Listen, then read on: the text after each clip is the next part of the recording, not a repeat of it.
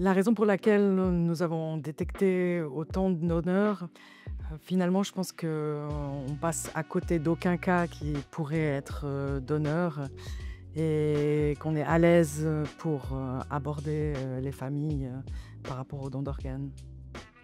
Alors les conseils que je donnerais, c'est effectivement de ne pas avoir peur, d'aborder le don d'organes, avec les familles. On est toujours étonné, comme on est justement plutôt bien reçu et on peut jamais savoir à l'avance, quelle sera la décision, par rapport au don d'organes.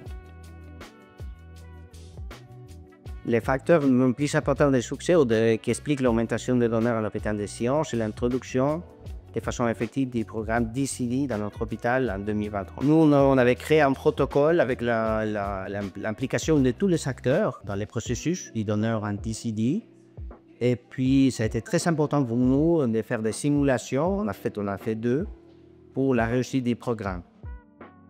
Nous sommes une petite équipe assez soudée. On fait des réunions régulières pour évaluer les problèmes dans le processus du don, pour trouver des solutions.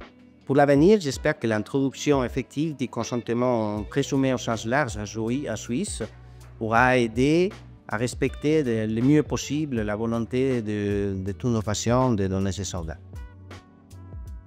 Mon rôle ici dans le don d'organes, je suis coordinatrice locale du don d'organes, donc on accompagne les équipes soignantes et les familles tout au long du processus de don d'organes pour que tout le monde puisse passer ce processus d'une manière le plus fluide possible jusqu'à la sortie du bloc opératoire et que les familles puissent recueillir auprès du défunt.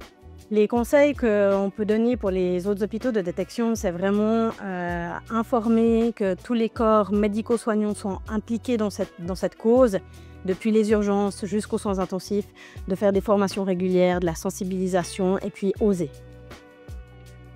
Les facteurs de réussite pour qu'un programme de don d'organes marche bien sont, à mon avis, les suivants. Donc, information des équipes parties prenantes au don d'organes et au-delà.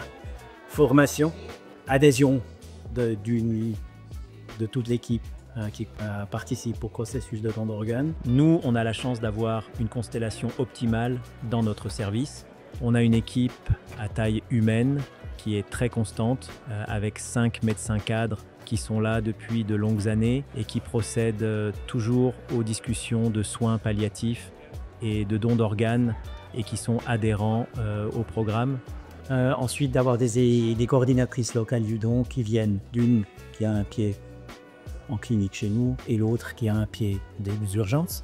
Ensuite, le soutien de Swiss Transplant et bien sûr le soutien du PLDO